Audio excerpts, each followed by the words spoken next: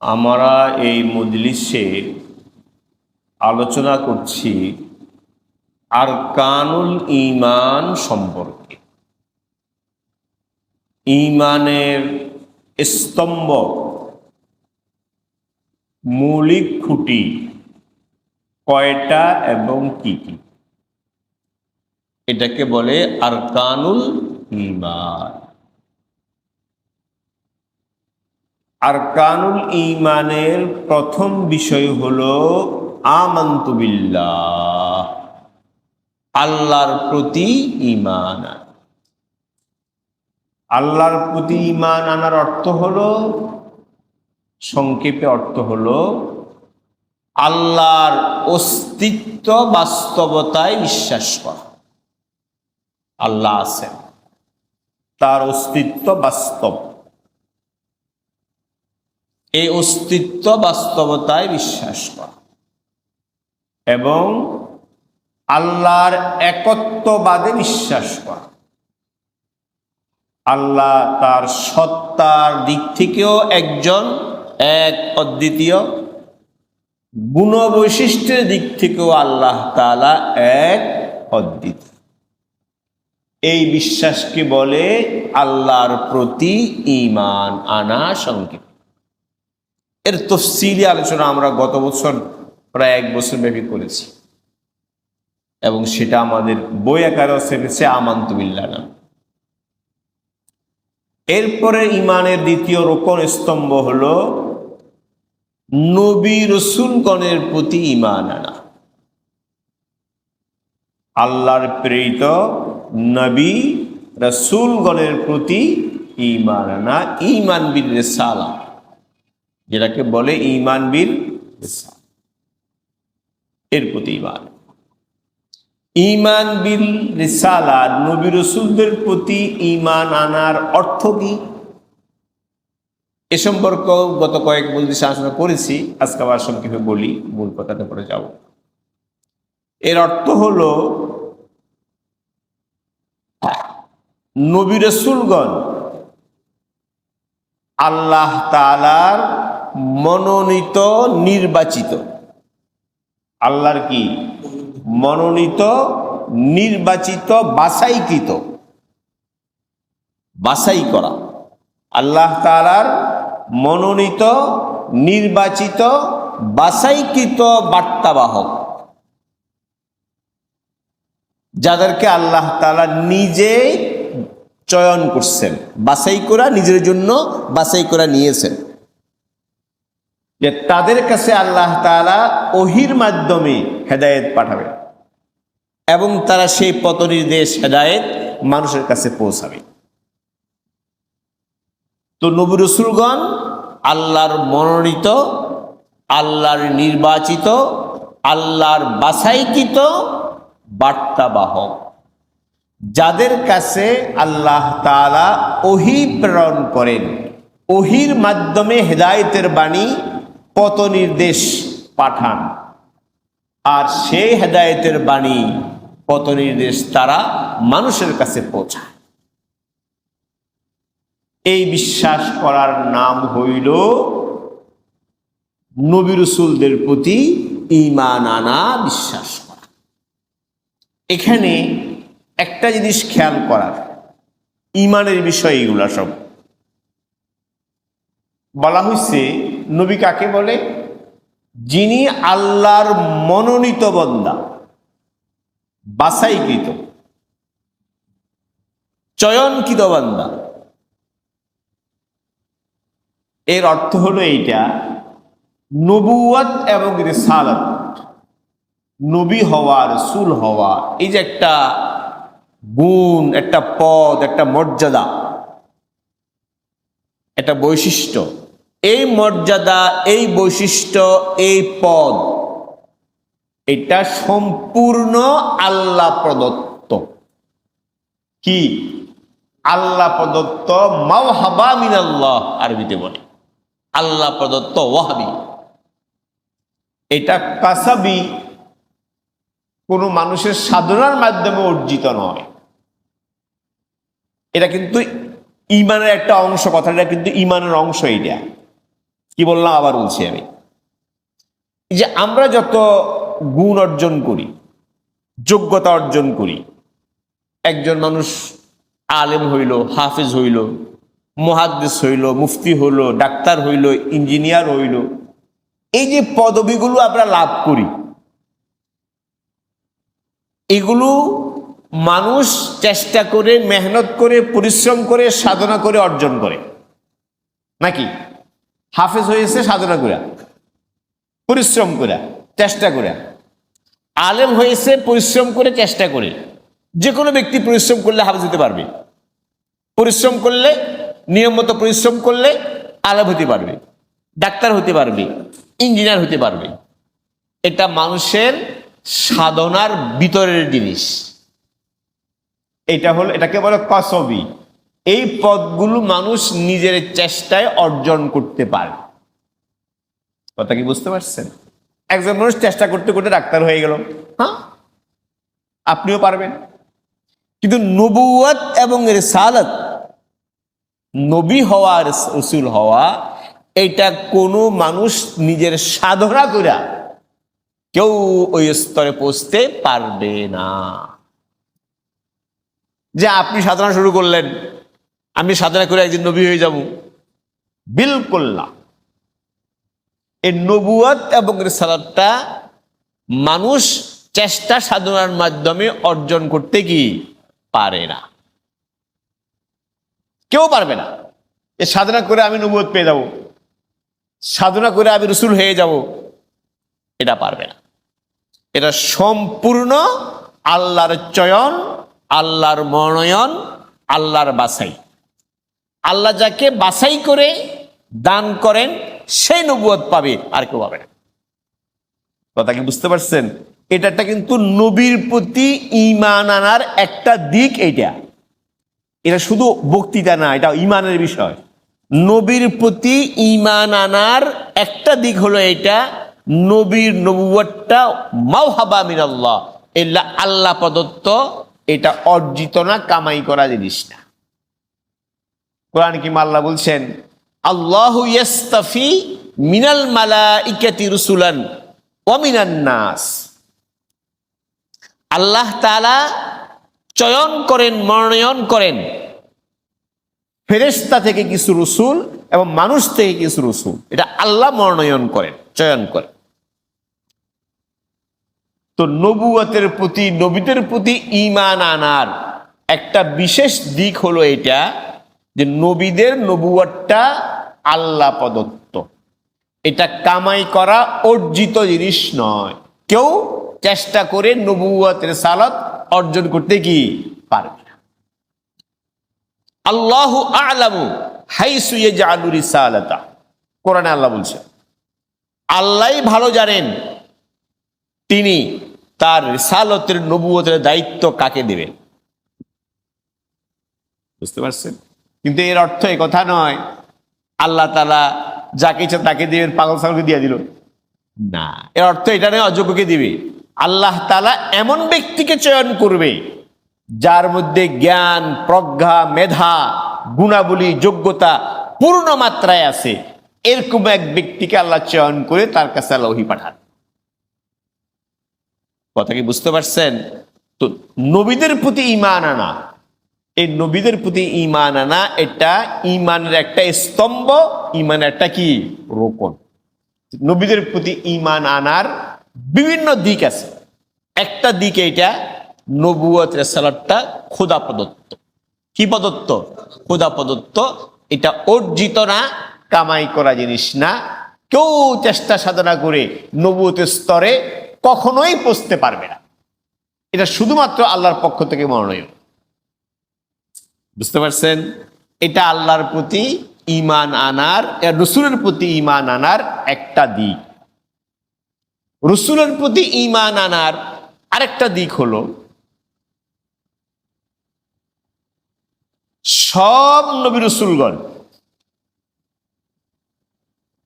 যে শিক্ষা নিয়ে এসেছেন, যে আদর্শ নিয়ে এসেছেন, যে হেদায়েতের বাড়ি নিয়ে এসেছেন, সব নবী রসুল একেবারে আদম আলাইহিস সালাম থেকে নিয়ে আমাদের নবীজি মুহাম্মদুর রাসূলুল্লাহ সাল্লাল্লাহু আলাইহি ওয়াসাল্লাম পর্যন্ত সব নবী রাসূল যে শিক্ষা আদর্শ নিয়ে এসেছেন, সেই শিক্ষা আদর্শ সন্দেহাতীত ভাবে সত্য অকাট্য। কি এটা? অকাট্য, সন্দেহাতীত। এটা বিশ্বাস করা নবী রাসূলদের প্রতি বিশ্বাস করার একটা অংশ। বুঝতে পারছেন? ঈমান বির রাসূল,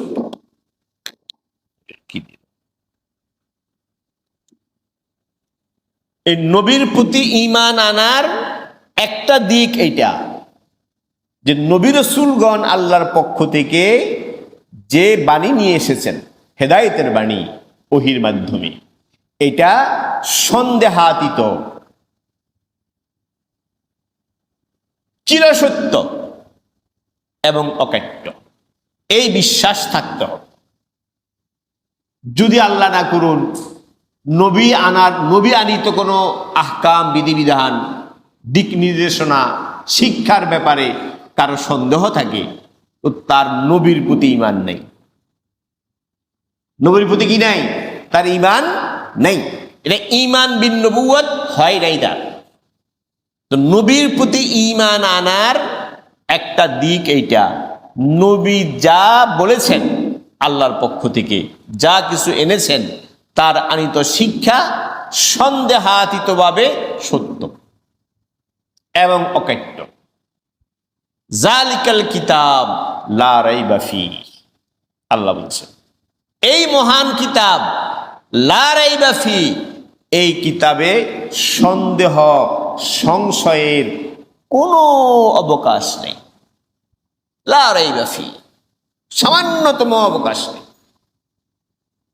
এই নবীর প্রতি ঈমানের একটা দিক এটা। দুটা দিক বললাম।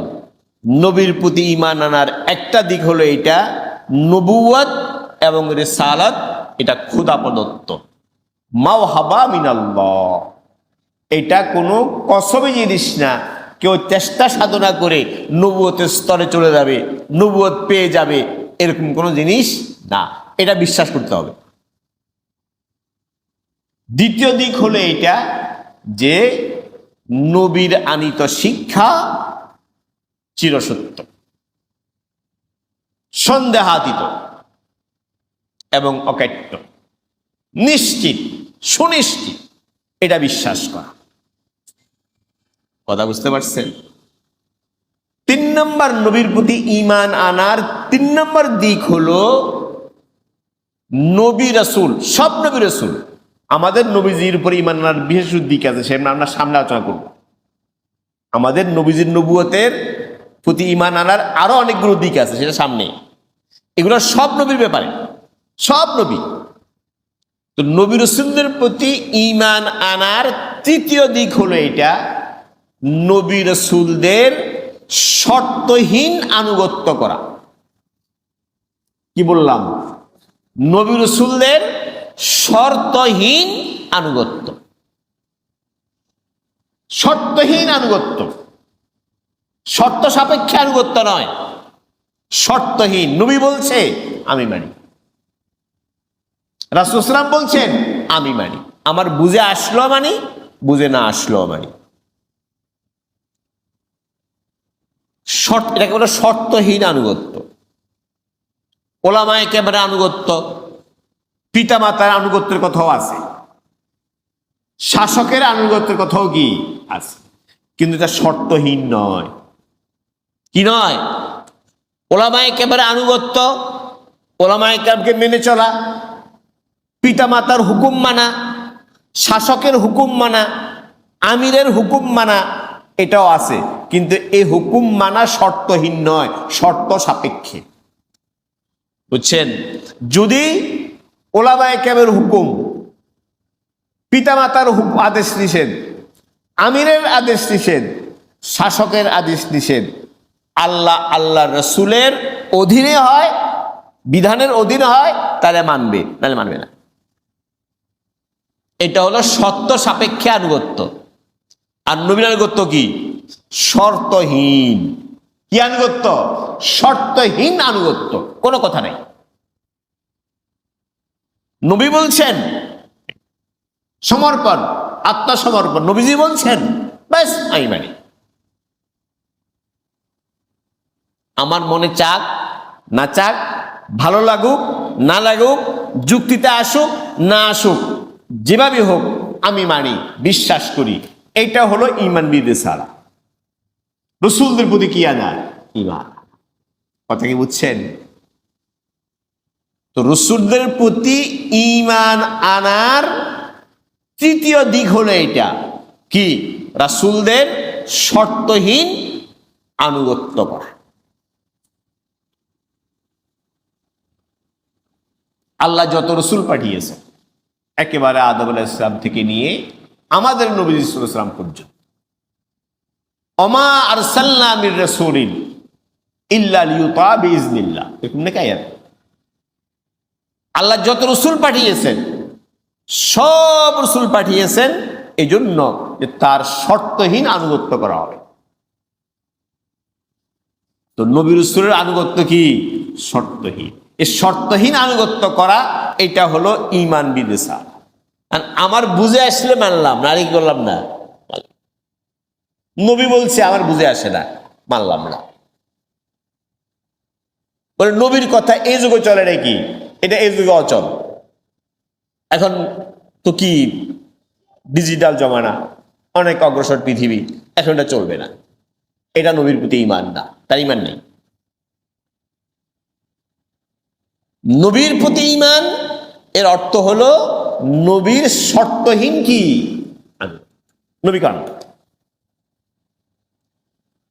আল্লাহ। এখন একটা গ্রুপ বের হয়েছে, আপনারা তো শুনবেন, শুনেছেন। এরা নিজেদেরকে পরিচয় দেয় আহলে কোরআন নাম। কি নামে? তারা নিজের নাম রেখেছে আহলে কোরআন। ধোঁকা, মানে কোরআন অনুসারী, কিন্তু বাতিল নাম দেয় চমৎকার। বাতিলের স্লোগানও চমৎকার, নামও সুন্দর, ভিতরে গুমরাহি ভরা।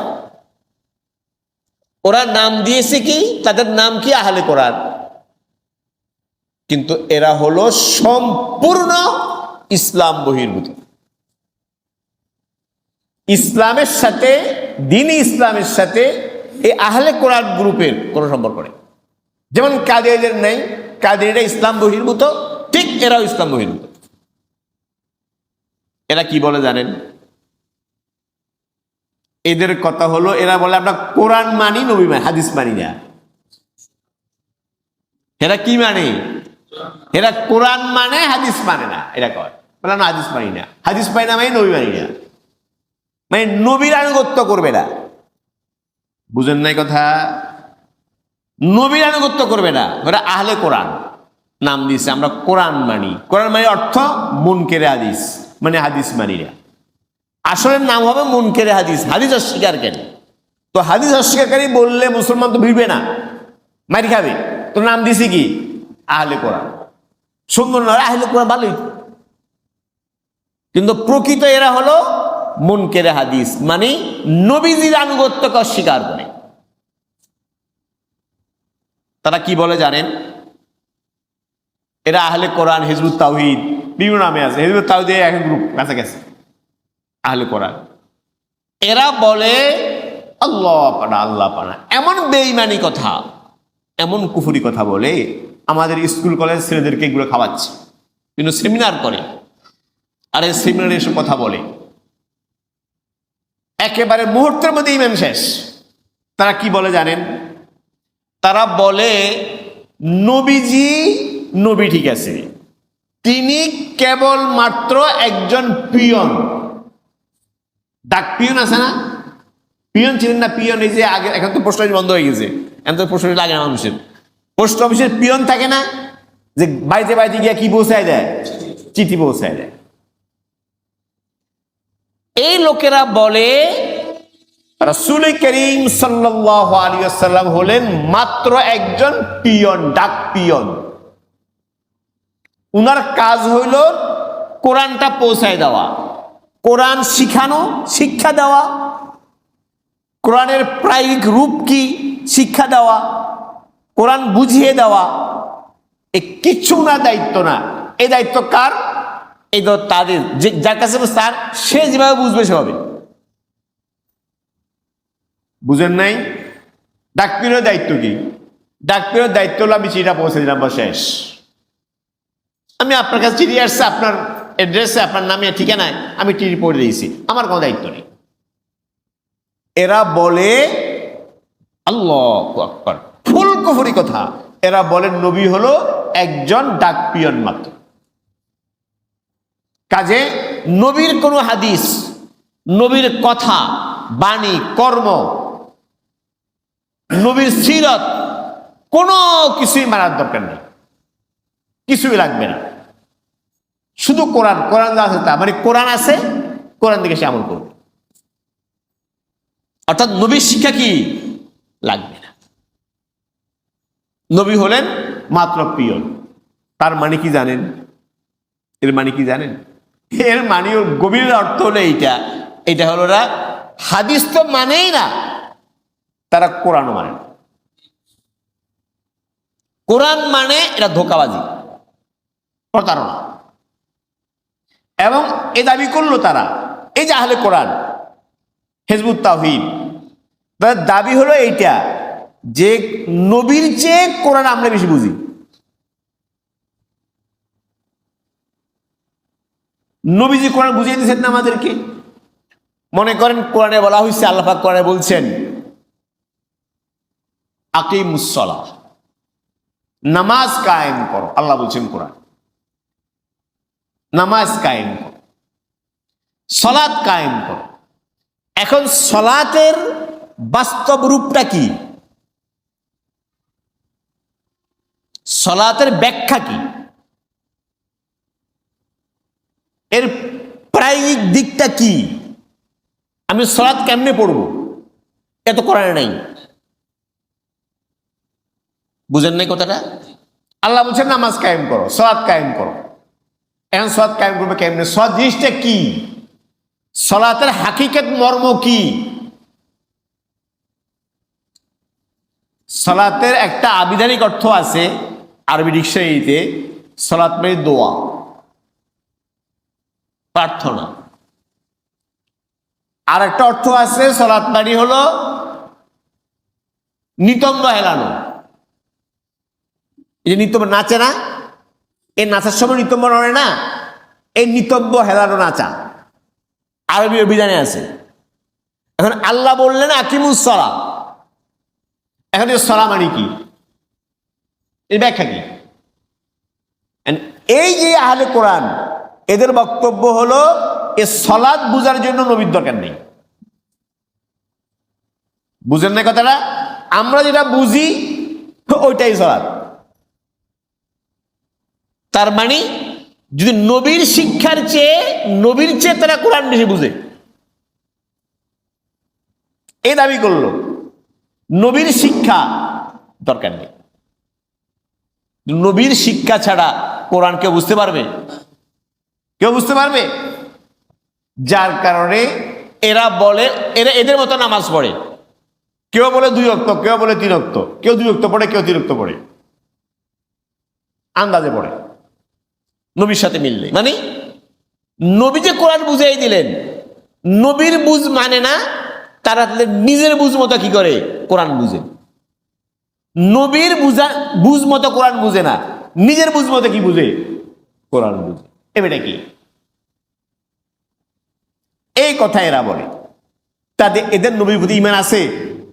নবীর প্রতিও নেই, কোরআনের প্রতিও নেই। কথা কি বুঝতে পারছেন?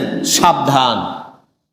নবীর প্রতি ঈমান, ঈমান বিল রিসালাহ, এই নবীর প্রতি ঈমান আনার একটা দিক এটা, নবীর শর্তহীন আনুগত্য করা। অর্থাৎ নবী সাল্লাল্লাহু আলাইহি ওয়াসাল্লাম যা বলেছেন, যা করেছেন এবং যেটাকে সমর্থন করেছেন, এ সবটাকে শর্তহীনভাবে মানতে হবে।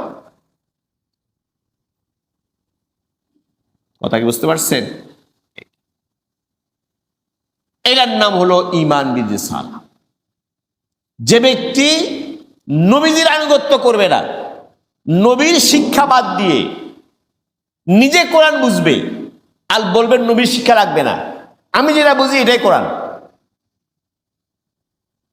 নবীর শিক্ষার দরকার নেই, নবী কোরআন থেকে কি বুঝছেন সেটার দরকার নেই, নবীর শিক্ষাকে সাইডে রেখা নিজের মন মতো কি করে কোরআন ব্যাখ্যা করে, ও ব্যক্তি মুমিন মুসলমান না, ও ব্যক্তি কাফের। বুঝতে পারছেন? আতিউল্লাহ ওয়া আতিউর রাসূল, আল্লাহ বলছেন আল্লাহর আদেশ নিষেধ মেনে চলো শর্তহীনভাবে। কার? আল্লাহ। আল্লাহ শর্তহীন মোতা, কোনো শর্ত নেই, আল্লাহ বলছে আমি মানি। ওয়া আতিউর রাসূল, রাসূল সাল্লাল্লাহু আলাইহি ওয়াসাল্লামের আনুগত্য করো শর্তহীন। আমার বুঝে আসলো মানি, আসলো, মন চাইলেও মানি, না চাইলেও মানি, এর মধ্যে আবার সফলতা, এটা আল্লাহ বলছে। কাজে নবীর আনুগত্য, নবীর ব্যাখ্যা, নবীর তালিম, নবীর শিক্ষা, নবীকে অনুসরণ করা, এটা নবীর প্রতি ঈমানের অন্যতম দিক। আমি নবীর প্রতি ঈমান আনলাম কিন্তু নবীর আনুগত্য করব না, নবীর ব্যাখ্যা মানব না, নবীর শিক্ষা মানব না, এটা নবীর প্রতি কি না? ঈমান না। যেটা বলে আহলে কোরআনেরা, এরা বলে আমরা নবী মানি, আল্লাহ মানে, নবীও মানে, কোরআন মানে, নবীও মানে, হাদিস মানে না। নবী মানে মানে কি? ওই যে বললাম, নবী মানে নবীকে বলে একজন কি ডাক পিয়ন। নবী হলো স্রেফ কি ডাক পিয়ন, তার কাছে চিঠি পৌঁছায় দেওয়া, বাস, আর শেষ। চিঠিতে কি আছে আপনি বুঝে দেখেন।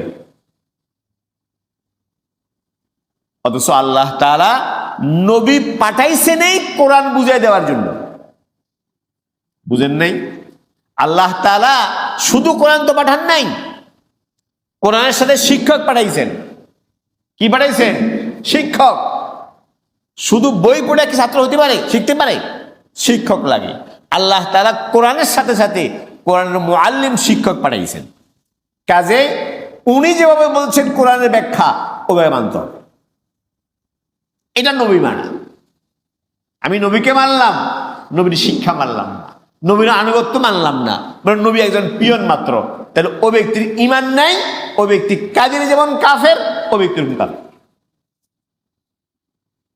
এখন এই মতবাদ প্রচার করছে আহলে কোরআন আমাদের ছেলেদের মধ্যে, শিক্ষিত ছেলেদের মধ্যে, মুসলমানদের মধ্যে প্রচার করতেছে এইটা। এরা কোরআন মানে, হাদিস মানে না। তার মানে কোরআনও মানে না, হাদিসও মানে না। সাবধান থাকবেন, এই আহলে কোরআন, হিজবুত তাওহীদ, এই দুই গ্রুপ একেবারে ঈমান চোরা, ঈমান হরণ করে ফেলবে মুহূর্তের মধ্যে। কাদিরি যেমন বেঈমান, কাফের, ইসলাম থেকে বহির্ভূত, এই হিজবুত তাওহীদ এবং এই যে আহলে কোরআন, এরা এরকম ইসলাম বহির্ভূত। এদের বক্তব্য এইটা, এরা নবী মানে, নবীর শিক্ষা মানে না। কথাটা বললাম প্রয়োজন, ঈমান, ঈমান বাঁচাতে পারবেন না। নবীর প্রতি ঈমান আনার বিভিন্ন দিক, একটা দিক বলছি, নবীর প্রতি ঈমান আনার একটা দিক বলছি, নবুয়তটা খোদা প্রদত্ত। কি প্রদত্ত? এটা কোনো সাধনা করে কেউ অর্জন করতে কি পারে না। আর একটা দিক বলছি নবুয়ত প্রতি ঈমান আনার কি, নবীর শিক্ষা অকাট্য, নবী যা নিয়ে এসেছেন সেটা কি অকাট্য, সন্দেহাতীত। তৃতীয় বলছি নবীর প্রতি ঈমান আনার তৃতীয় দিক হইল নবীর শর্তহীন কি করা, আনুগত্য। খেয়াল থাকবে, নবীর শর্তহীন আনুগত্য। 3। 4 নম্বর হইল নবীর প্রতি ঈমান আনার 4 নম্বর দিক। এগুলো হলে ঈমান হবে না, হবে না। 4 নম্বর দিক হলো নবী সাল্লাল্লাহু আলাইহি ওয়াসাল্লাম, সব নবী, শুধু আমাদের নবী না, আমাদের নবীর প্রতি ঈমান আনার বিশেষ দিক আছে, এটা সামনে বলবো, আরো সামনে। এগুলো হলো সব নবীর প্রতি ঈমান। একেবারে আদম ইসলাম থেকে নিয়ে আমাদের নবীজি পর্যন্ত সব নবীর প্রতি ঈমানের অর্থ এগুলা। তো 4 নম্বর দিক হলো সব নবী রাসূল তাদের উপর অর্পিত দায়িত্ব, আল্লাহর পক্ষ থেকে অর্পিত দায়িত্ব যথাযথভাবে পালন করেছে। বুঝতে পারছেন? এটা ঈমান, এটা ঈমান, নবীর প্রতি ঈমানের অংশ, নাহলে ঈমান হবে না। প্রত্যেক নবী আদম আলাইহিস সালাম থেকে নিয়ে আমাদের সর্বশেষ নবী মুহাম্মদুর রাসূলুল্লাহ সাল্লাল্লাহু আলাইহি ওয়াসাল্লাম পর্যন্ত সব নবী রাসূলকে আল্লাহ তাআলা যে দায়িত্ব দিয়েছেন, তাবলীগের দায়িত্ব দিয়েছেন, তালিমের দায়িত্ব দিয়েছেন, দিয়েছেন না, ওহী পাঠিয়েছেন, সে দায়িত্ব তারা পরিপূর্ণভাবে যথাযথভাবে কোনো ত্রুটি বিচ্যুতি ছাড়া যথাযথভাবে তারা কি করছেন? আদায় করছেন। এই কথা বিশ্বাস করতে হবে। বিশ্বাস না করলে নবীর প্রতি ঈমান পূর্ণ হবে না। নবীর প্রতি ঈমানের একটা দিক এইটা যে নবীরা দায়িত্ব কি করছেন? পুরোপুরি পালন করেছে।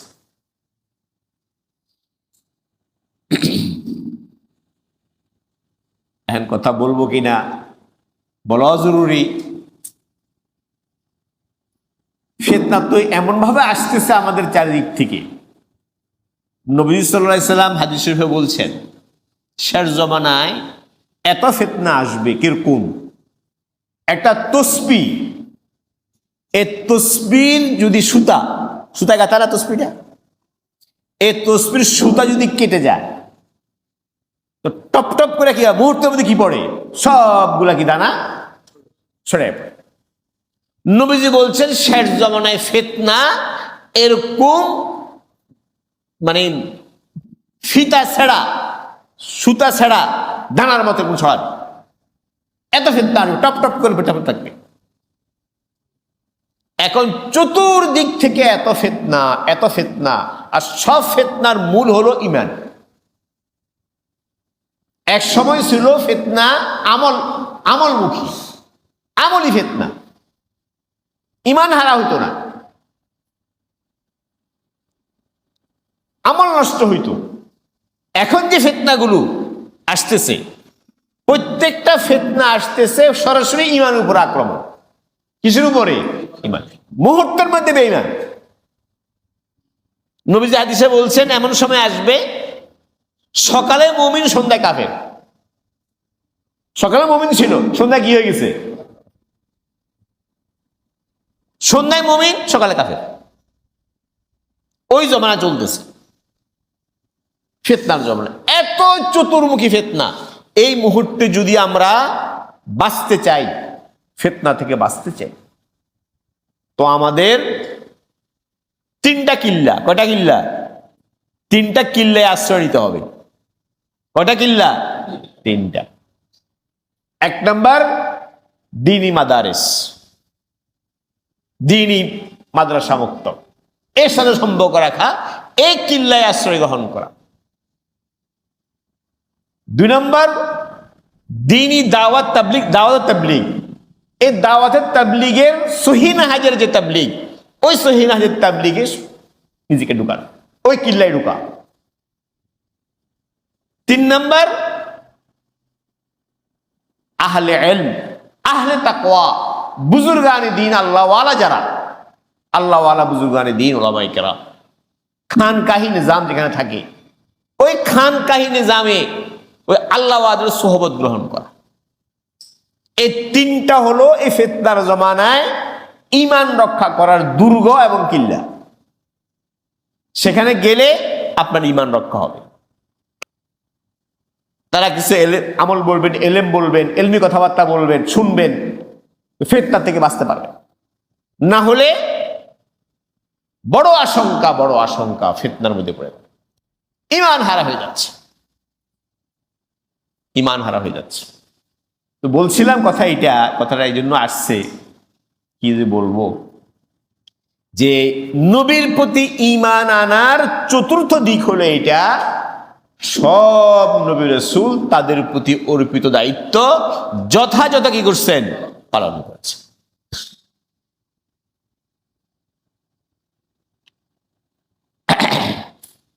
আমাদের দেশে বলতে হবে আমাদের তো দায়িত্ব, নবীজি দায়িত্ব দিয়েছেন, আল্লাহ দায়িত্ব দিয়েছেন, বলতে হবে। কে নারাজ হবে, কে খুশি হবে, কিছু করার নেই। ঈমান বাঁচাইতে হলে আমাদের বাংলাদেশ, পাকিস্তান, ভারত, এই 3 দেশে একটা রাজনৈতিক ইসলামী দল আছে, যেটা প্রসিদ্ধ দল জামাত ইসলামী। এই 3 দেশে আছে। এর মূল হলো ভারতে, মাওলানা মওদুদি, মরহুম মওদুদি, উরাদ ভাই বা ভারতে ছিল, ইন্ডিয়ান লোক, পরে পাকিস্তান গেছে। তিনি যোগ্য লোকটি। কি যোগ্য?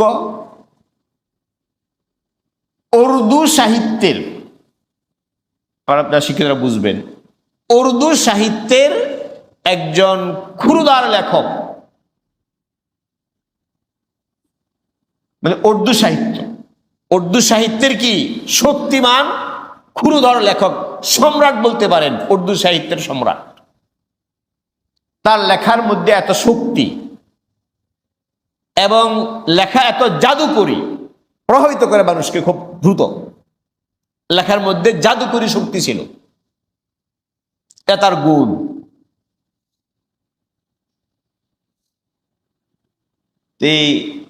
সৈয়দ আবুল আলা মওদুদি মরহুম, তিনি এই জামাতের প্রতিষ্ঠাতা। তার বিভিন্ন রচনায় অনেক কিছু আছে, এখন যেটা প্রসঙ্গ আসছে নবীদের ব্যাপারে সেটা বলছি আমি, সামনে আরো বলব। তিনি তার বিভিন্ন বইতে রচনায়, বাংলায়ও আছে, তার একটা বই আছে উর্দু বই মওদুদি মরহুমের, কোরআন কি 4 বুনিয়াদি ইস্তেলাহ, বাংলা হয়েছে এটার আধুনিক প্রকাশনী জামাত ইসলামীর। এটার নাম হলো কোরআনের 4টি মৌলিক পরিভাষা, এই নামে ছাপছে। আপনারা পড়বেন না, সাধারণ মুসলমান পড়বেন না। যারা হক বাতিল বুঝতে পারে, পার্থক্য করতে পারে, তারা পড়বে। যাদের মধ্যে হক বাতিল পার্থক্য করার যোগ্যতা নাই, তারা এসব বই পড়বে না। ওই বইয়ের মধ্যে এবং মাওলানা মওদুদির যে বিখ্যাত তফসির আছে, একটা তফসিরে তাফহিমুল কোরআন, যেটা ওনারা প্রচার করেন, উনি তফসিরও লিখছেন। তো ওখানে তিনি বলেছেন, সব নবী তো বলেছেন, ধরছেন, এবং সর্বশেষ আমাদের নবীজি মুহাম্মদুর রাসূলুল্লাহ সাল্লাল্লাহু আলাইহি ওয়াসাল্লাম সম্পর্কেও তিনি সূরা নসরের তাফসিরে কথা বলেছেন, উর্দুতে আছে, বাংলায়ও আছে লেখা, যে তিনি নবুয়তের দায়িত্ব পালনে ত্রুটি করেছেন। বলছেন আপনি আপনার 23 বছরের নবুয়তের দায়িত্ব জিন্দেগিতে নবুয়তের দায়িত্ব পালনে যে ভুল ত্রুটি করেছেন, তার জন্য আল্লাহর কাছে ক্ষমা চান। নবীজি, কোন নবী, ইসলামের আকীদা, আহলুস সুন্নাত ওয়াল জামাতের আকীদা হলো এটা, কোন নবী রাসূল নবুয়তের দায়িত্ব পালন করার ক্ষেত্রে ভুল ত্রুটি করেনি। নবুয়তের দায়িত্ব যথাযথ কি করছেন? পালন করেছেন সব নবী। কিন্তু সৈয়দ আবুল্লাহ মওদুদি মরহুম তিনি এটা বলেছেন। এই কথাটা আহলুস সুন্নাত ওয়াল জামাতের, হকপন্থী আহলুস সুন্নাত জামাতের আকীদার সাথে সাংঘর্ষিক। শুধু আমাদের নবী তো আছে, যেহেতু সবচেয়ে বড় তার কথা বললাম, এছাড়া হযরত মূসা আলাইহিস সালাম, হযরত নূহ আলাইহিস সালাম, হযরত দাউদ আলাইহিস সালাম, এরকম 9 নবী সম্পর্কে উনি সমালোচনা করছেন, তাদের দোষ ত্রুটি বয়ান করছেন। আপনাদেরকে আমি একটা সাধারণ মূলনীতি বলি আহলুস সুন্নাত জামাতের। চোখ বন্ধ করে এটা অনুসরণ করবেন। পুরা উম্মত এটা বলে, আহলে সুন্নাতের আকীদা এটা। কোন নবীর দোষ বলা, সমালোচনা করা, কোন সাহাবীর দোষ বলা, সমালোচনা করা, এটা যার মধ্যে পাওয়া যাবে সাথে সাথে বুঝবেন এর মধ্যে গুমরাহি আসছে। ব্যাস, পরিষ্কার। সে যত বড় বুজুর্গ হোক আর যত বড় তার পরিচয় হোক, যত বড় কিছুই হোক, জুব্বা কাব্বা থাক, যেটাই থাক, যে ব্যক্তির মধ্যে দেখবেন নবীর সম্পর্কে কটূক্তি করে, তার সম্পর্কে নবী সম্পর্কে কটূক্তি করে, নবীর সমালোচনা করে, সাহাবীর দোষ ত্রুটি বলে, সমালোচনা করে, বস সাথে সাথে বুঝবেন এই ব্যক্তি গোমরাহির শিকার, এই ব্যক্তি আহলে সুন্নাত জামাত থেকে সরে গেছে। বাস, সোজা কথা। তার থেকে দূর থাকবেন। যত বড় বুজুর্গ হোক, আল্লাহর ওলি হোক, দরবেশ হোক, যেটাই হোক, যার মধ্যে এটা আছে বুঝবেন, বাস সোজা ব্যাখ্যা, এই ব্যক্তি আহলে সুন্নাত থেকে সরা। আরো আছে, তো কথা এটা বললাম, প্রসঙ্গ আসছে যেন বললাম, এই জন্য সাবধান থাকতে হবে। তো নবীদের প্রতি ঈমান আনা, এই নবীদের প্রতি ঈমান আনার 4টা দিক আজকে বললাম। কয়টা দিক? এরা সব ঈমানের বিষয়, কিন্তু এগুলো সাধারণ ওয়াজ না। ঈমানের বিষয়, আপনাকে ঈমান আনতে হবে এভাবে। নবীদের প্রতি ঈমান আনার প্রথম দিক হলো এটা বিশ্বাস করা নবুয়ত এবং রিসালাত এটা খোদা প্রদত্ত মাওহাবা মিনাল্লাহ, এটা কেউ সাধনা করে অর্জন করতে কি পারে না। 1 নম্বর। 2 নম্বর বলছি কি, নবী যে শিক্ষা নিয়ে এসেছেন, সব নবী, আমাদের নবী, সব নবী যে শিক্ষা নিয়ে এসেছেন, ওই শিক্ষা নির্ভুল, সন্দেহাতীত, সত্য, অকেট্য, এটা বিশ্বাস করা। ঠিক আছে। 3 নম্বর দিক হলো নবীর, সব নবীর শর্তহীন আনুগত্য করা। কিহীন? শর্ত, কোনো শর্ত নেই। শর্ত সাপেক্ষে আনুগত্য হবে পিতামাতার, আলেমের, শাসকের, তাদের আনুগত্য হবে শর্ত সাপেক্ষে। নবীর আনুগত্য কি? শর্তহীন, কোনো শর্ত। আমি বুঝি আর না বুঝি, সমর্পণ। নবীজি বলছেন মানে সমর্পণ, মাথা পেতে নেব। এটা নবীর প্রতি ঈমান আনার 3 নম্বর দিক। নবীর প্রতি ঈমান আনার 4 নম্বর দিক বললাম। 4 নম্বর দিক হলো সব নবী রাসূলগণ তাদের উপর অর্পিত দায়িত্ব যথাযথভাবে পালন করেছে। তারা এই নবুয়তের দায়িত্ব পালনের ক্ষেত্রে নবীজি বিদায় হজের ভাষণে বলেছেন, আলা হাল বাল্লাগতু, সহিহ বুখারীতে আছে, আলা হাল বাল্লাগতু, এই তোমরা বলো আমি কি আমার দায়িত্ব পালন করেছি?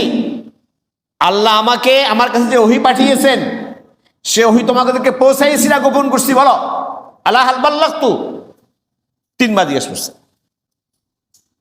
সাহাবায়ে কেরাম বলছেন, ইয়া রাসূলুল্লাহ, আপনি যথাযথ কি করছেন? দায়িত্ব পালন করছেন, আপনি যথাযথ করেছেন। নবীজি বলছেন, আল্লাহুম্মা ইশহাদ, আল্লাহ আপনি সাক্ষী থাকেন। সবাই সাক্ষ্য দিল আমি আমার উপর অর্পিত দায়িত্ব যথাযথ পালন করেছি। নবীজি এটা বলেছেন। এখন যদি আমি বলি না, উনার দায়িত্ব পালনে কি হয়েছে? ত্রুটি হয়েছে, উনি কোথায় করছেন, ত্রুটি করছেন, কত মারাত্মক কথা। যে এটা বলবে সে আহলুস সুন্নাত ওয়াল জামাতের অন্তর্ভুক্ত নয়, সে বাতিল ফেরকা, গোমরা, পথহারা। কথা কি বুঝতে পারছেন?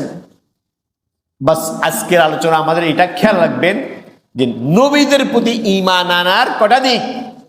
4টা। আরো আছে, সামনে বলবো ইনশাআল্লাহ। তো আমাদের এখানের আলোচনা হলো আরকান ঈমান সম্পর্কে। খেয়াল রাখবেন, আরকানুল ঈমান, ঈমানের স্তম্ভ, ঈমানের মৌলিক খুঁটি কি কি? 1 নম্বর খুঁটি আল্লাহর প্রতি ঈমান, স্তম্ভ। 2 নম্বর স্তম্ভ নবী রাসূলদের প্রতি কি আনা? ঈমান। তা আমাদের আলোচনা চলছে নবী রাসূলদের প্রতি ঈমান আনার সম্পর্কে। এই ঈমান আনার কটা দিক বললাম? 4টা। আল্লাহ তাআলা আমাদের সকলকে বুঝার এবং সে অনুযায়ী ঈমান আনার আল্লাহ আমাদেরকে তৌফিক দান করুন। আল্লাহ আমাদের ঈমানকে মজবুত করে দেন, খাঁটি করে দেন।